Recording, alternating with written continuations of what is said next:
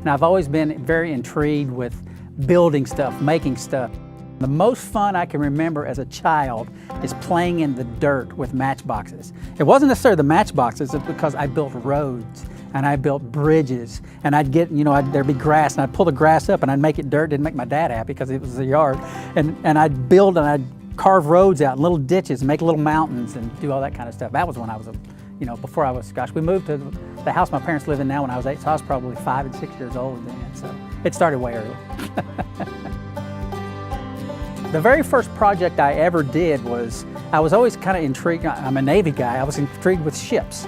So I took a model of the Santa Maria, just a picture, and I drew out how I would go about building a small model of this ship. But I had no training, I didn't know how to build anything like that, so I just went with what I thought would be a smart way to go, and I built kind of a skeleton inside, and then I started putting little strips of wood over it, and within 8 months or so, voila, I had a ship. So the biggest project I've ever undertaken is in my backyard at my house. And I envisioned about a 4-stage project, which would be building a pergola, putting a patio under it, and tying it into the pool. So my 4-stage project is now turned into about a 74-stage project, which has gone from literally starting out building sidewalks around the side, building a very large pergola that I designed on Excel.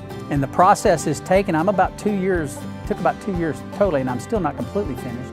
But anyway, the project's been great. We love it. It's got like I said, I built a shed, and my daughters, they always name the cars, they name everything. And so they said, we got to name the shed. I said, how about Sarai? Because that's shed in Russian. So since I speak a little bit of Russian now, we named the shed Sarai, thanks to my oldest daughter, Darren. So it's been a great project and a lot of fun. We can't call the AC guy to come out and fix the cooling system in the space station. We have to do it ourselves. So having that kind of ability to kind of think in those kind of realms is very, very beneficial for those type of things. I know in the training, I've trained on many different systems, all the systems throughout the space station. That's why it's such a long process.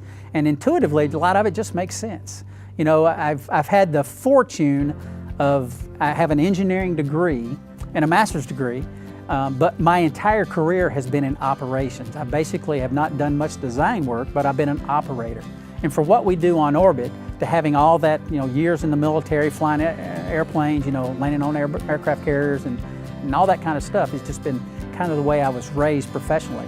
And all that parlays very well into what we're doing. And that kind of mindset and understanding how things work, having that kind of intuitive feel for how things work and how things, basically fit together so you can take things off and put them back on and that type of stuff. So it's been very helpful in the training. And from what I'm told, 6 months on board, I've never done that. But from what I'm told from other folks that have done it, it's very helpful once you're there as well.